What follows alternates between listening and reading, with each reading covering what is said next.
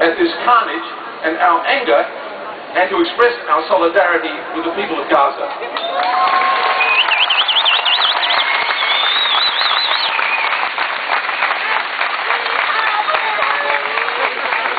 Their desperate plight today comes on top of a catastrophic humanitarian crisis already caused by 2 years of Israeli blockade, as other speakers have mentioned. And of course, this is on top of 60 years of Palestinian suffering. Their dispossession that an Israeli historian, Lyn Allison, has called ethnic cleansing. And of course, a brutal military occupation for 40 years. But let me say that we who are here today know all of this. All of you know this. But we are here because there are so many who are not. If we are not to talk just to ourselves, we must do something about the widespread indifference, or worse. We have a responsibility to turn our moral concern into meaningful action, because it's here in the West that the fate of Palestine is decided. We must find ways to counter the barrage of deceit, that prevents people from understanding what is going on and reacting to it as human beings. History is being rewritten even as it happens. So, as you all know, it is a lie that Israel is defending itself. There are no Palestinian F-16 jets.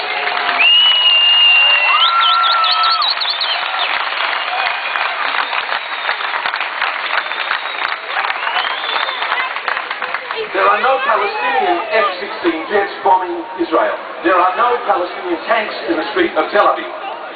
The assault on Gaza is not a war, but a cowardly act of terrorism.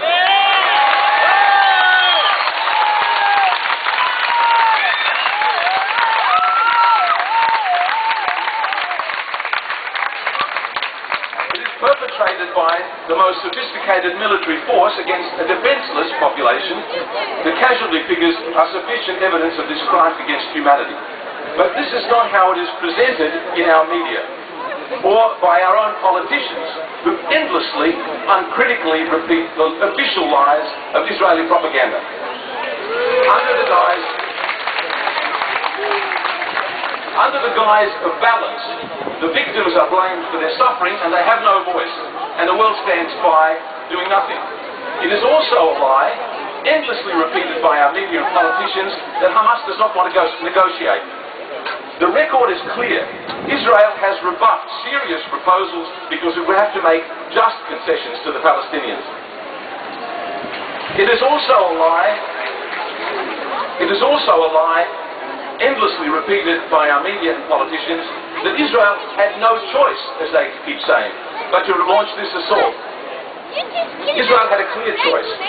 They could have preserved the effective ceasefire that they, the Israelis, violated.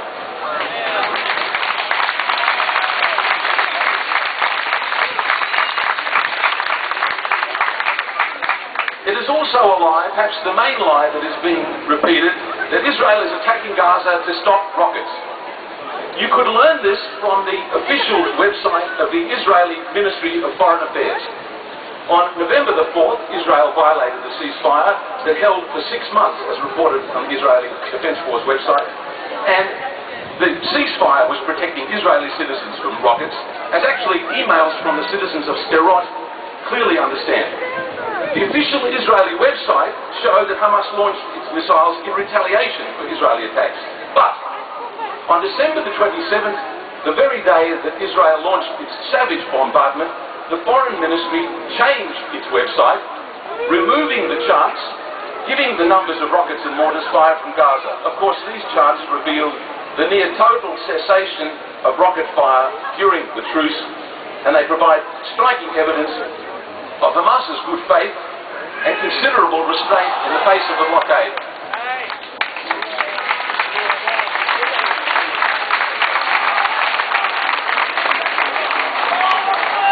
The former High Commissioner for Human Rights, Mary Robinson, described the blockade as the destruction of a civilization, and this was before the bombing, that one Israeli military officer reported to the press yesterday said that it makes like Gaza look like they were bombing for years, not for weeks. And the Israeli Foreign Minister, Tzipi Livni, has the depravity to say there is no humanitarian crisis in Gaza. Shame.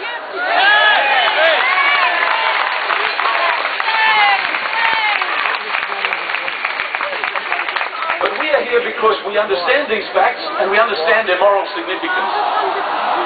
We must ask ourselves how it's possible for our own respectable media and our politicians to reverse the truth and portray Israel as the victim. But we have a weapon that is more powerful than well-funded propaganda machine of the Israel lobby. And it's willing apologists in our own media and politics. We have compassion, we have a sense of justice, and we have the truth. We can make a difference.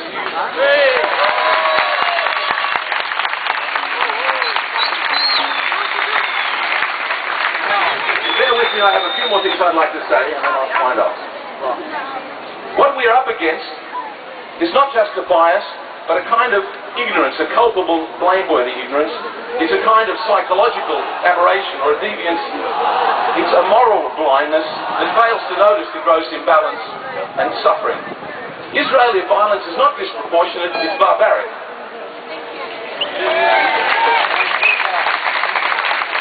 But there's more to be said. We needn't wonder that Israeli officials utter depraved lies. We must wonder why so many other people can accept them so willingly. We have to make an effort. We have to penetrate the veil of mystification and self-deception that prevents people from thinking clearly and responding as human beings to the heartbreaking scenes we've seen in Gaza. So I'm here today. Let me wind up on a personal note. I'm here today because I share a motivation with many Jews around the world. My 83-year-old mother is a survivor of the Nazi concentration camp Auschwitz. I grew up with her question, why didn't anyone help the Jews? Why didn't anyone else care? And why did the world allow it to happen? These are the same questions we must ask today about the crimes against Palestinians.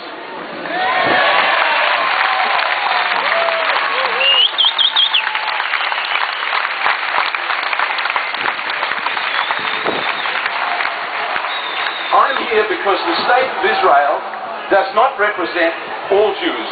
If we have learned the real meaning of the slogan, never again, from the Second World War, we can't remain silent when crimes are being committed in our name. We must universalize the tragedy to include others in our moral universe and to recognize our shared humanity with the Palestinians. This is the lesson, thank you, it's the lesson of a wonderful and famous Palestinian, Edward Said, who was a great moral hero and a leader.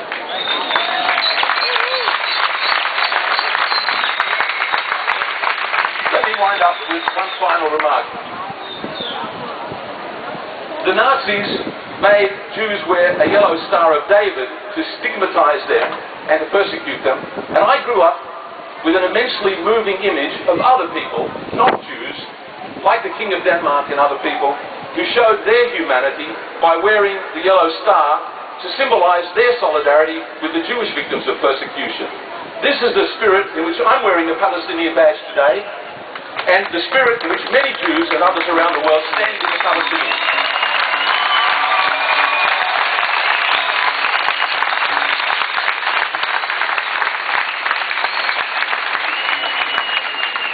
The spirit was expressed by a young Italian volunteer who is currently working in Gaza called Vittorio Arrigoni. I'd like to conclude by reading an email that he sent a week ago on Friday, January the 9th.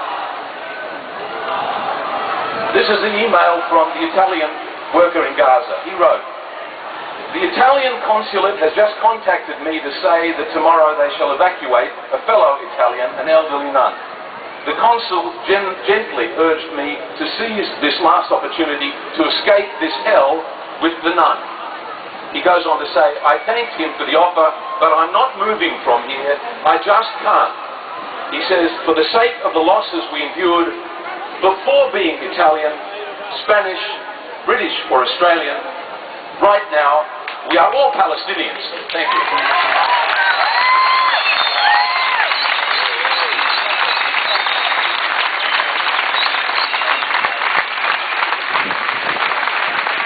Peter deserves a big round of applause for that. That was excellent.